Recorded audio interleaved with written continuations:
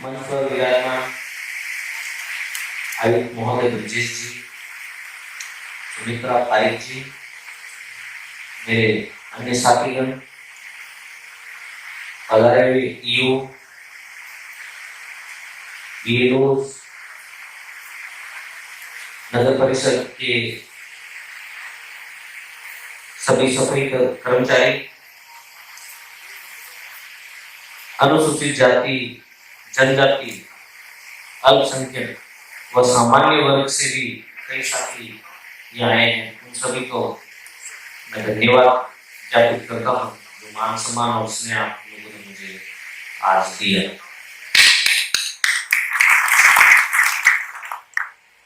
ये समीक्षा बैठक आज आपके पाली जिले में आयोजित की जा रही है। इसमें विचारणीय जो बिंदु है वो मैंने रात को बैठकर ही बना लिए थे, यानी पूरी होमवर्क के साथ आया हूं और मैंने प्रशासन को भेज दिया है और मुझसे ज्यादा स्पीड इनकी रही कि इन्होंने जवाब भी तैयार कर दिया। इसके लिए मैं आप लोगों को अप्रिशिएट करता हूं कि इतनी स्पीड से अगर काम हो तो मेरे ख्याल से प्रशासनिक जो जनता को लाभ मिलना चाहिए वो मिलेगा। वैसे जहां भी मैं बैठक करता हूं या जहां भी मैं यात्रा करता हूं, जनरली जो समस्याएं सामने आती वो most of the time same ही होती है। फिर भी मैंने कुछ फिगर आउट किया है, अगर इसमें कुछ रह जाता है तो आप लोग मुझे सूचित कर सकते हैं, ज्ञापन दे सकते हैं। मेरे ईमेल आईडी और मोबाइल नंबर आप मेरे साथी पीएस जो हेमंत जी डागर हैं उनसे या आपके जो यहाँ लोकल पाली में निवास करने वाले मेरे मित्र भी कह सकते हैं आप, और मेरे सामाजिक जो मैं समाज सेवा करता रहता हूँ उसमें मेरे साथी दीपक जी जावा, उनसे भी ले सकते हैं। तो जो समीक्षा बैठक में जो बिंदु हैं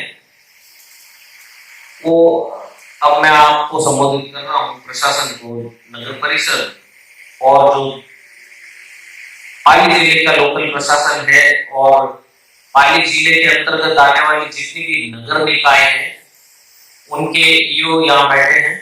आप सभी आपके क्षेत्र में अब तक अनुसूचित जाति के साथ छुआछूत, मारपीट, बलात्कार, जमीन छीन लेने के एट्रोसिटी के कितने मामले दर्ज हुए हैं, उसमें कितने लोगों को सजा हुई है, कितने प्रकरणों में आर्थिक सहायता प्रदान करवाई गई है, कितने मामले पेंडिंग पड़े हैं और कितने मामलों में एफआईआर लगाई गई है और आपकी जांच में कितने मामले सही व कितने झूठ पाए गए। साथियों, एट्रोसिटी आप सभी लोग देख रहे हैं कि पूरे देश में ही हाहाकार मचा हुआ है। अनुसूचित जाति, जनजाति और महिला और बच्चों पर ये दौर एक ऐसा चल रहा है कि ये अत्याचार, ये एट्रोसिटीज बहुत ज्यादा बढ़ गई है। तो कई हमारे साथियों को एफआईआर की जानकारी नहीं होती है। आप लोगों में से कितने लोगों को पता है कि जब भी आपके साथ कोई छुआछूत की, मारपीट की घटना होती है या और जो संगीन अपराध है, बलात्कार, मर्डर वगैरह ये जो चीजें होती है, उसमें आप लोगों को संवैधानिक तौर पे सरकार की ओर से आर्थिक सहायता प्रदान की जाती है। वो आर्थिक सहायता आपको इसलिए दी जाती है ताकि आप अपने संघर्ष को जारी रख सके, आपको कोई कानूनी अड़चन नहीं है, आपको कोई फाइनेंस के कारण, पैसों की कमी के कारण आपके काम न अटके, इसलिए आपको आर्थिक सहायता दी जाती है। मैं समझता हूँ बहुत कम लोगों को इसकी जानकारी है। हम बहुत जल्दी आयोग की तरफ से, हमारी कुछ एनजीओ से बात हुई है, हम इस तरह का प्रोग्राम चलाएंगे। बल्कि मैं जहां जहां यात्रा करूंगा वहां के जिला मुख्यालय पर एक ट्रेनिंग के रूप में अनुसूचित जाति के सभी सदस्यों को जो जो उसकी ट्रेनिंग लेना चाहेंगे निःशुल्क हम उनको जानकारियां उपलब्ध कराएंगे कि किस तरह से आपको एफआईआर दर्ज करानी है। एफआईआर दर्ज अगर कोई पुलिस अधिकारी नहीं करता है तो आपको क्या करना है, किस तरह के आपके साथ में एट्रोसिटी होने पर आपको किस तरह की क्या क्या आपको आर्थिक सहायता सरकार की तरफ से मिलती है और किस तरह से मिलती है। जैसे कुछ केसेस में एफआईआर दर्ज होती है आपको आर्थिक सहायता दी जाती है और कुछ केसेस में 50% दिया जाता है, कुछ केसेस में पहले 25% दिया जाता है और बाकी जो केस पूरा कंप्लीट होने पर दिया जाता है। ऐसे प्रावधान है संविधान में बाबा साहेब ने किए हैं आप लोगों की सुरक्षा के लिए। लेकिन जनरली ये देखा जाता है कि एट्रोसिटीज जो हमारे साथ में होती है, हम लोग पहले तो जोश जोश में कई सामाजिक संगठन आ जाते हैं, हमारे कई साथी आ जाते हैं और साथ देने के लिए, फिर थोड़े दिनों में मामला ठंडा पड़ जाता है, वो परिवार अकेला पड़ जाता है और मजबूरन आगे जाकर उसको दबों के आगे झुकना पड़ता है और वो समझौता कर लेते हैं। और आप जब समझौता कर लेते हैं तो इसकी वजह से सरकार के अंदर जो आंकड़ा जाता है, समझौते का मतलब क्या हो कि भाई हमारे साथ एट्रोसिटी नहीं हुई, आपने पहले तो मुकदमा दर्ज कराया कि हमारे साथ मारपीट हुई है, हमारे साथ ये हुआ, हमारे साथ वो हुआ, और फिर हम समझौता कर लेते हैं। समझौता करने का सीधा सीधा अर्थ है कि हमारे साथ ऐसा कुछ नहीं हुआ, तो वो क्या होता है, मामला झूठा पाया जाता है, वो झूठा करार दे दिया जाता है। इस तरह से सरकार के पास जो फिगर जाता है वो ये जाता है कि एससी/एसटी के जितने भी मामले आते हैं उनमें अधिकतर झूठे होते हैं, ऐसा एक ट्रेंड बन गया है, जबकि ऐसा है नहीं। सच्चे मामले होते हैं पर वो परिवार जो है वो मजबूर होकर और वो समझौता कर लेते हैं। तो इस तरह की चीजें इसलिए होती है क्योंकि हम लोगों को जानकारी नहीं है, नॉलेज नहीं है, तो हम लोगों को ये जानकारी उपलब्ध होना बहुत जरूरी है। और मैंने जैसा कि अभी कहा कि इस संबंध में हम जल्दी ही आयोग की तरफ से एनजीओ के साथ में मिलकर एक ट्रेनिंग प्रोग्राम चलाएंगे जो जिला मुख्यालय पे या संभाग मुख्यालय पे किए जाएंगे। इसके बारे में आपने सारी रिपोर्ट में आपने लिखने कर दिया है, ठीक है, मैं इनको देखूंगा। दूसरा मैंने बिल्कुल लिखा है, सामाजिक न्याय एवं अधिकारिता विभाग या सरकार की अन्य कल्याणकारी योजनाओं व ऊर्जा निगम के तहत लाभ कितने लोगों को दिया गया है और योजनाओं के प्रचार प्रसार के क्या उपाय किए गए हैं, आप लोगों को इस सब की जानकारी है? आम जनता को क्यों आनंद जी है जानकारी? जो लाभ आपको समाज कल्याण की तरफ से मिलते हैं, आप लोगों को कितने लोगों को जानकारी है? कोई बता सकता है मुझे राजस्थान सरकार की योजनाओं के बारे में कोई भी एक योजना जिसकी जानकारी आपको, हाथ खड़ा करें जिसको पता हो? ये स्थिति है, आपको किसी को भी किसी योजना की जानकारी नहीं?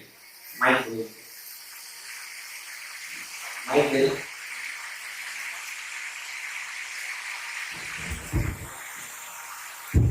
नमस्कार सर, अनुजा की ओर से 3 लाख से लगाकर 50 लाख तक अभी सरकार ने दिया है, जो अप्रैल महीने में हर कलेक्टर से फॉर्म जमा लेते हैं, जिसका अभी 2-3 जनों का या पास भी हमने करवाया है।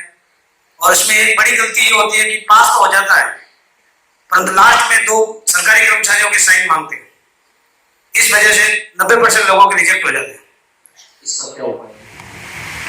मैं रिक्वेस्ट करूंगी संबंधित डीएलओ जिस योजना के बारे में श्रीमान आपसे बात करते हैं, संबंधित डीएलओ की डिटेल बता दें, जिन्हें इस योजना की जानकारी नहीं है, जानकारी भी हो जाएगी। अब आप ये मुझे बताइए, क्या अनुजा निगम वाले जो एप्लीकेशंस हैं उसमें वेरिफिकेशन परिषद लेवल पे कोई पेंडिंग है? आप बताइए सर। अनुजा निगम में निवेदन है सर कि अनुजा निगम में जो सर, मेरा नाम जितेंद्र है सर, अभी मैं साइट एडिशन लगा हुआ हूँ समाज कल्याण से। दलित जी, इसमें आपसे निवेदन है कि जो भी लॉन करवाए जाते हैं इसमें जो गाइडलाइंस है वो गाइडलाइंस में लॉन सिक्योरिटी के उपरांत गारंटर के तौर पर जो सरकारी कर्मचारियों के साइन मांगते हो। इसमें सर निवेदन ये है कि इसके लिए गाइडलाइन को चेंज करने के लिए डायरेक्टरेट जरूर बात करनी चाहिए। गाइडलाइंस में लिखा हुआ है कि 2 सरकारी कर्मचारी। ठीक है, इसका जो भी आप सजेशन करना चाहते हैं सभी वीडियो आपके साथ जितने भी हैं साथी आपके, जो भी सजेशन आप करना चाहते हैं, क्योंकि जो आम जनता को जो समस्या आ रही है उसका निराकरण करने की भी आपकी ड्यूटी है, और उसके निराकरण के लिए अगर कोई सजेशन हो आपके पास में तो वो आप मुझे जरूर दें ताकि हम चर्चा करें।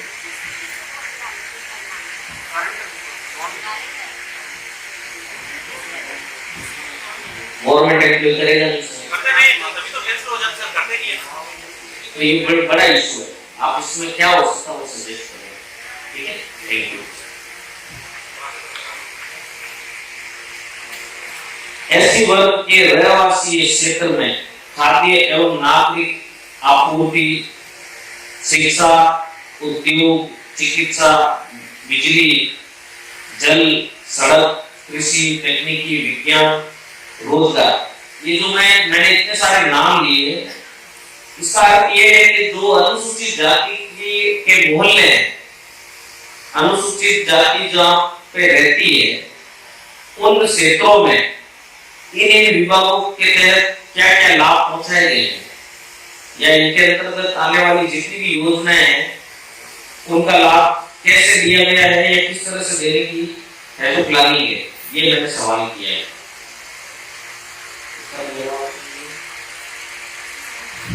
सबसे पहले विभाग जैसे सर ने बताया डीएसओ से ही रिलेटेड है, खाद्य और नागरिक आपूर्ति विभाग, तो मैं साफ आपको क्लियर करना चाहूंगी कि विभाग की ऐसी स्पेसिफिक कोई योजना नहीं है, क्योंकि हमारे यहाँ एनएफएसए है और उसमें पात्रता की श्रेणियां हैं।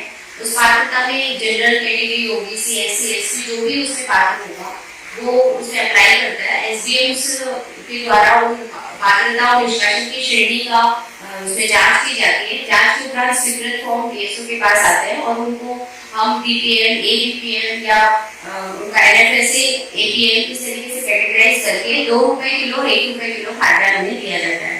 इसमें सर निवेदन है कि जो उचित मूल्य दुकान का जो आवंटन होता है उसमें 754 दुकानें पूरे पाली जिले में हैं, उनमें से सर अनुसूचित जाति के लिए 86 और अनुसूचित जनजाति के लिए 35 दुकानें वर्तमान में सर कार्यरत है। जब उनका हमारे पास में आवंटन के लिए आवेदन आता है उस समय सर हम अगर 2 कोई व्यक्ति है और समान उनके अंदर वरीयता क्रम में आ रहे हैं तो हम उस समय लास्ट में ये जरूर डिसीजन लेते हैं कि अगर एससी और एसटी से रिलेटेड कोई व्यक्ति है तो उन्हें प्रायोरिटी देते हैं।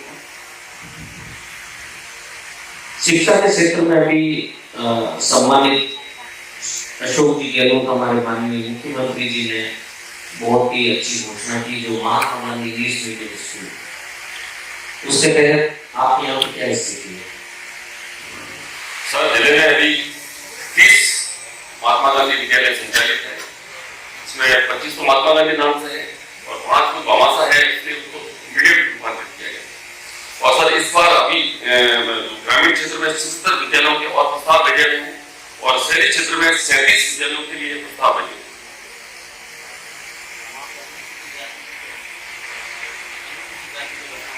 मतलब सर यहाँ तो आबादी से हाँ आबादी से 5000 से 3000 आबादी वाले विद्यालय से प्रस्ताव आते हैं और फिर हम प्रस्ताव हम डायरेक्ट को भेजते हैं और वहां से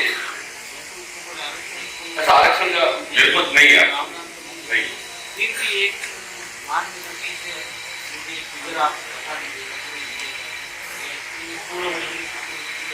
नहीं वो बता सकता हूँ 30 अभी चुकी है, वो बता सकता हूँ कौन से जरूरी है।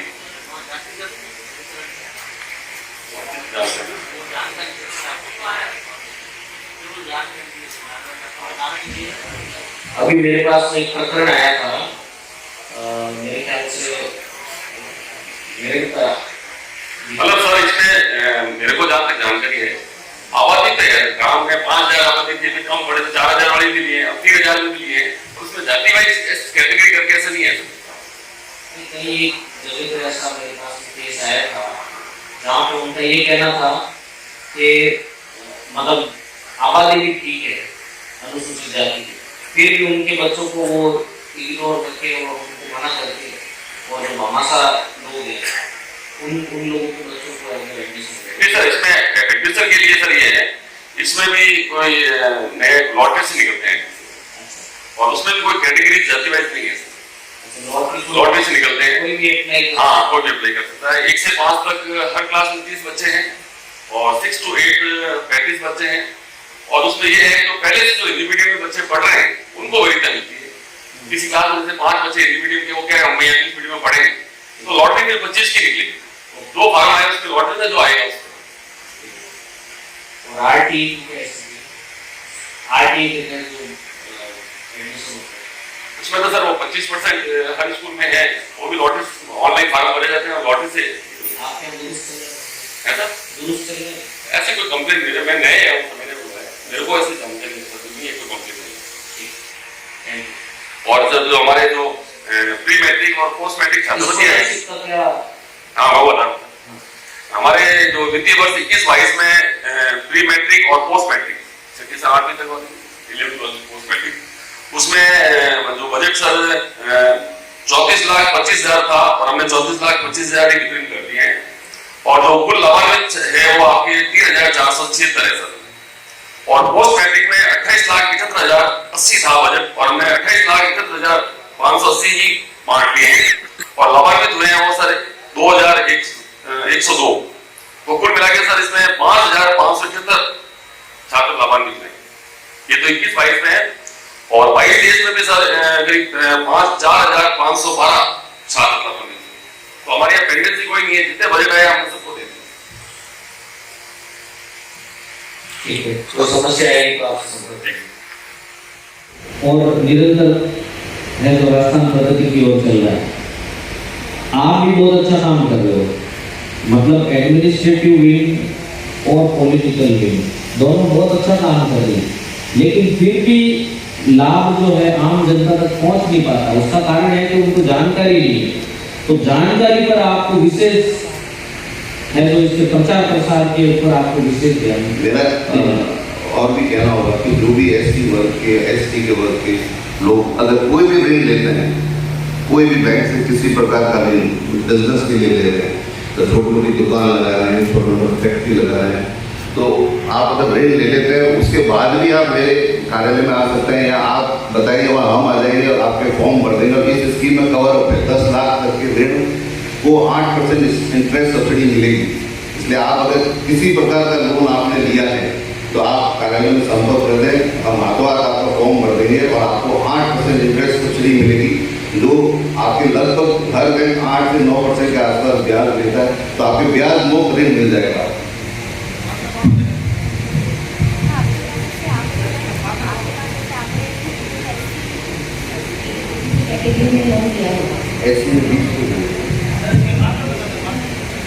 कितने अप्लाई किए थे आप एक बार इस तरीके से आपको बता दें, कितने लोगों ने SC ST कैटेगरी में अप्लाई किया और आपने उनको आवेदन पे लाभ दिया? SC ST OBC में अपने पास 40 लोगों ने आवेदन किए थे और उसमें से अपन ने 30 लोगों को इसमें ऋण स्वीकृत हो गया है और 15 को डिस्पर्स हो गया। और इसके अलावा भी हमारी रिप्स स्कीम भी है। उस रिप्स स्कीम में अगर आप छोटा मोटा किसी प्रकार का उद्योग लगाना चाह रहे हैं, आपके पास स्वयं की भूमि है, तो 100% लैंड कन्वर्जन उसमें फ्री है। आप आवेदन कर सकते हैं, हम आपको सर्टिफिकेट दे देंगे, आपको कन्वर्जन के किसी प्रकार के चार्जेस नहीं भरने होंगे। यहाँ सामाजिक संस्थाओं के भी लोग बैठे हैं, अलग अलग, कोई सफाई कर्मचारियों के संगठन से हैं, कोई ट्रेड यूनियन से हैं, कोई अनुसूचित जाति जनजाति संगठनों से हैं। आप लोगों की भी ये ड्यूटी बनती है कि सरकार की जो योजनाएं हैं उनको जन जन तक पहुंचाएं। तो ये आपकी भी ड्यूटी है, आप भी इसका विशेष ध्यान रखें और आप इन लोगों से कोऑर्डिनेट करके है वो आम जनता को लाभ पहुंचा सकते हैं। और इसके सर हमारे यहाँ मुख्यमंत्री लघु ऋण योजना चल रही है, जिसमें 25 लाख तक का लोन 8% इंटरेस्ट सब्सिडी से दिया जाता है और 25 से ऊपर 5 करोड़ तक 6% इंटरेस्ट सब्सिडी दिया जाता है और उससे अधिक अगर 10 करोड़ तक है तो 5% इंटरेस्ट सब्सिडी दिया जाता है।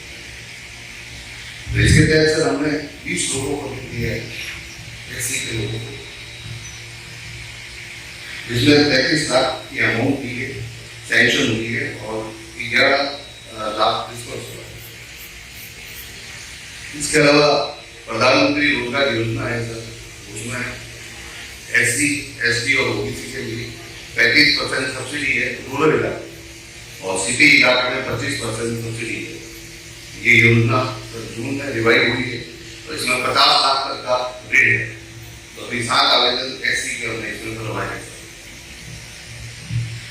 तो ये जो योजना आपने बताई है, अभी आपके सामने की बात है, मैंने मेरे ख्याल से 100 लोग तो होंगे,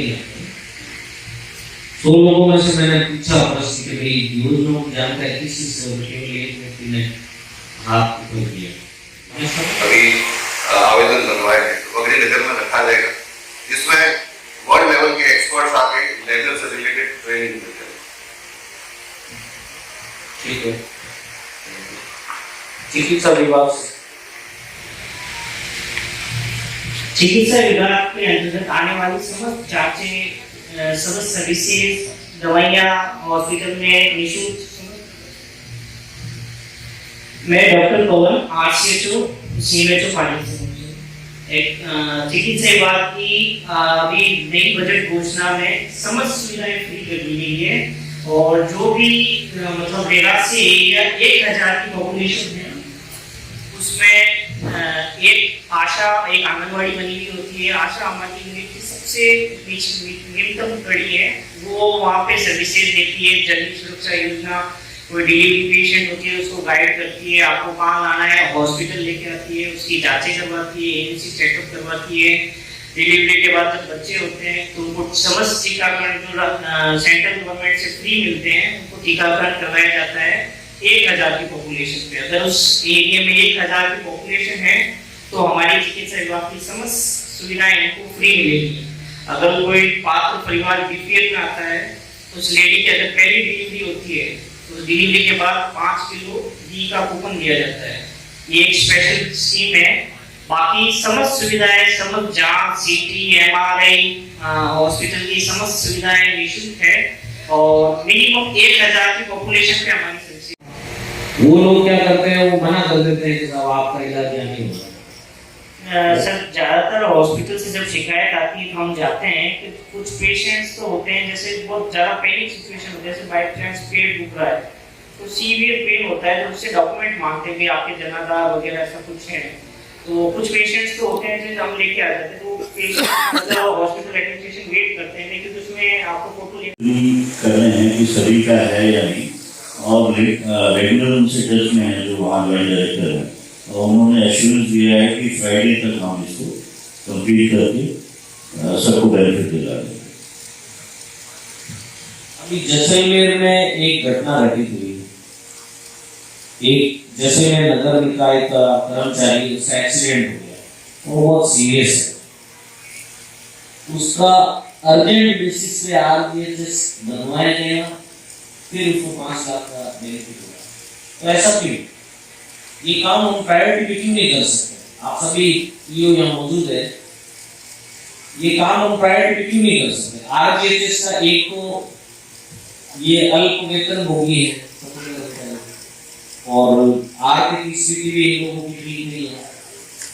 अब इन लोगों का एक तो हम सरकार से मांग कर रहे हैं, मैंने बात की है, हम ये चाहते हैं कि मंथली इनका कट जाए, जो भी कटौती है RGHS की।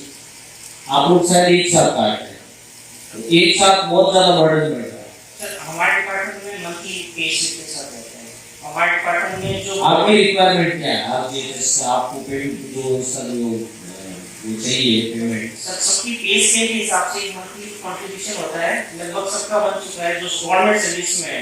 नहीं, मेरा क्वेश्चन है, आपके विभाग के तो है जो नहीं है, आपके विभाग के अलावा जो दूसरे कर्मचारी हैं अन्य विभागों के, चाहे वो स्वायत्त शासन विभाग के हो, चाहे वो बिजली विभाग हो, चाहे वो जल आपूर्ति विभाग हो, जो भी हो, तो RGHS उनसे पेमेंट कैसे मांग रहा है? मंथली मांग रहा है या डिपार्टमेंट वाइज दे रखा है। जैसे हमारे डिपार्टमेंट का है मंथली करो, एजुकेशन की है मंथली, आपकी जो भी आपकी पे स्केल के हिसाब से खुद से वो आपकी पे स्केल से कट जाएगी। आपको क्या गाइडलाइंस? उपक्रमों का अलग है।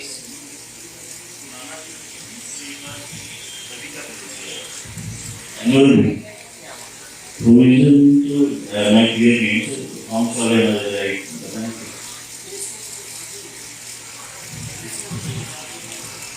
मेरा इशू ये है कि कर्मचारियों से एक साथ पैसा नहीं लिया जाए, एक साथ पैसा नहीं लेके मंथली उनसे लिया जाए, संभव है या कोई गाइडलाइंस है सरकार की?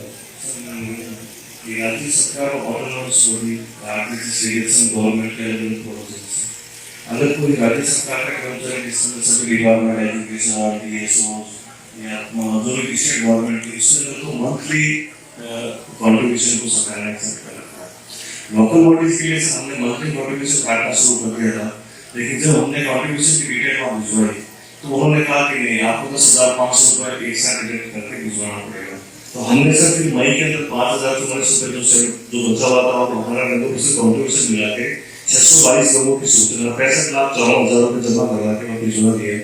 वहाँ से सर कंसोलिडेटेड जो अमाउंट था उसका तो वेरिफिकेशन हो गया है, बट इंडिविजुअली सारा वेरिफिकेशन करने को समय लगेगा। शुक्रवार तक तुम्हारा था तुम अपडेट करवा देंगे, तब तक हमको बेनिफिट नहीं मिल पा रहा है। लेकिन सर निवेदन ये है कि जो जनवरी से अमाउंट कट रहा है, अगर इनका फ्राइडे को अपडेट होता है तो उस दरमियान जो 6 महीने में इन्होंने जो भी ट्रीटमेंट करवाया उसका रिइंबर्समेंट का प्रोविजन भी आगे से सर, तो वो उनको वापस मिल जाएगा सर, कोई इशू नहीं सर।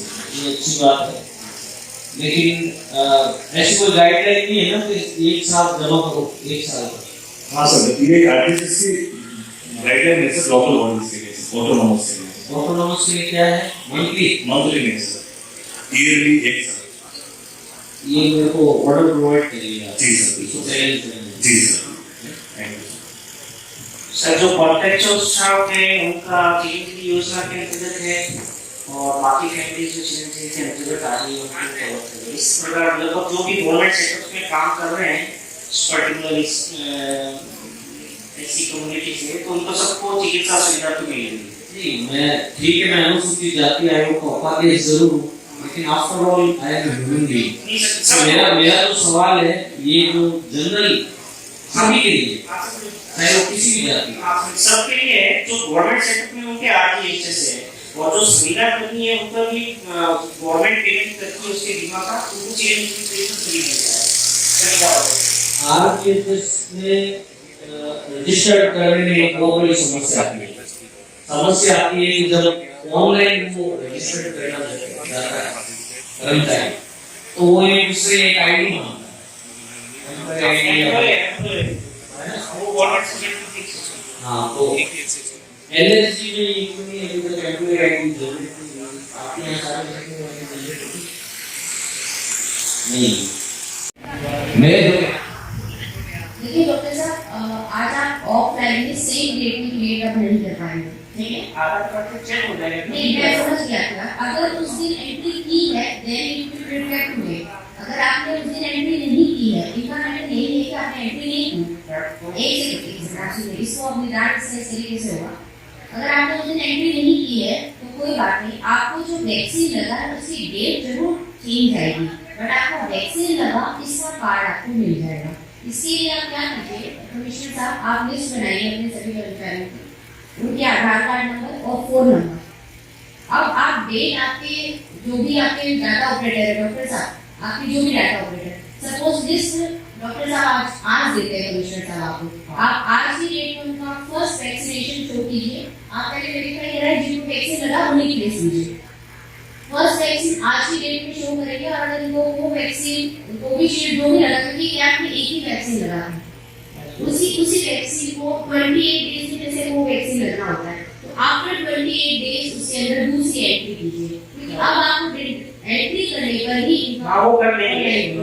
लगी कौन सी आपको ये पता कौन सी डॉक्टर साहब ये तो कैंप लगा के हमने सभी कर्मचारियों का एक साथ लगाया, तो उस समय शुरू में अपने पास कोविशील्ड आई, सभी को कोविशील्ड आई। तो अब ये सर ये हम सर से कराएंगे, आईएक्सा में लिस्ट बनाएंगे और फिर मेरे साथ हो गए।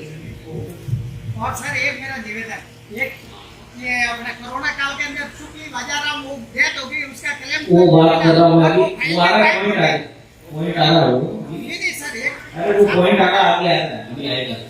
मैं ये कह रहा हूँ, एक मिनट आप सुनिए। हेलो आप ऐसे कितने कर्मचारी हैं जिनको वैक्सीन लगने पर लिस्ट पूरे समझ लगे पूरे 750 कर्मचारियों के लगे हैं यहाँ पे। अब ये सवाल ये है मेरा, एक मिनट, सवाल मेरा आपसे ये है चिकित्सा विभाग से, तो जो आपने वहां से उठाई वैक्सीन वो हवा में गई, उसका क्या किया? सर एक बार चेक करवाना पड़ेगा। ऑन रिकॉर्ड उसको क्या डाटा डाला? ऑफलाइन नहीं हो सकता सर, इतना डाटा ऑफलाइन नहीं। उस समय तो मारामारी चल रही थी, हमें ऑनलाइन शो करना ही मेरे पड़ेगा। को इसकी फैक्चुअल रिपोर्ट चाहिए। हाँ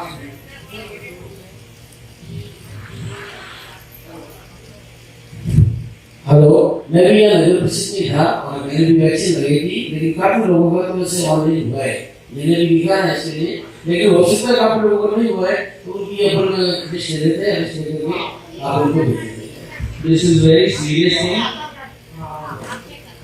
और भी कोई कर्मचारी है कि लिस्ट दे लीजिए, कोई भी एंट्री वो जो ऐप है उसमें चेक करा दीजिए, फीड हुआ होगा तो ओके बता देगा। और जो तो भेजना पड़ेगा, जो सॉफ्टवेयर चेक करने वाले हैं वो वहां से चेक करते हैं, सॉफ्टवेयर चेक नहीं होता। हम देख सकते हैं कि नहीं, वेबसाइट में आप कोविन की वेबसाइट में जाके इनका मोबाइल नंबर और हाँ वही डिटेल करेंगे। सॉफ्टवेयर मैनेजमेंट वाले दूसरे हैं, वो इंजीनियर्स हैं, उनको मैसेज करता हूं। अभी 15 मिनट में आपको रिप्लाई देंगे। बट ये बहुत सीरियस मैटर है। अगर 400 450 जितने भी कर्मचारी हैं और चालान भी पेश किया जा सकता है। कितनी आर्थिक सहायता मिली? 1 लाख ही दिया है। जैसे 50 लाख लोग गनों की आबादी और देखा है ना, उसको सिर्फ 1 लाख दिया है। 8 लाख और कुछ समथिंग है।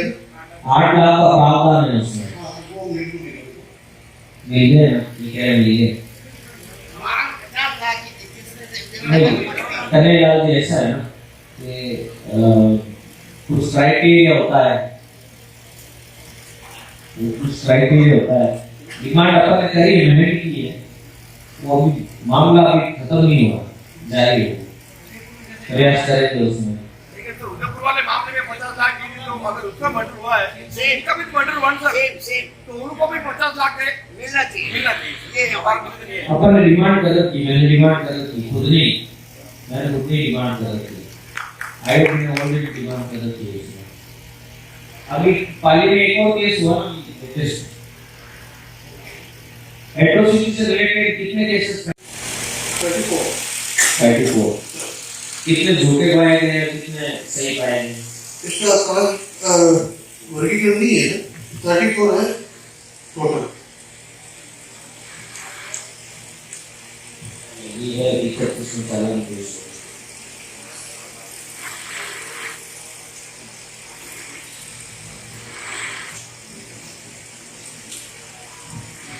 16 प्रकरण ऐसे हैं जिसमें एफआईआर लगाई गई है और उसमें लिखा है कि रिजल्ट ऑफ एफआईआर मतलब झूठे पाए गए। अच्छा, ये जो झूठे पाए गए एक बार सारे प्रकरण मुझे लिखना, ठीक है ना? आयोग स्तर पर इसकी जांच करवाऊंगा। हमें ऐसे लोगों का भी तो इलाज करना है जो झूठे केस दर्ज कराते हैं, तो मैं खुद ही जांच करूंगा कि झूठे हैं या सच्चे हैं। हाँ, ये 16 की है ना, पीडीएफ में मुझे मेल पे भिजवा दीजिए।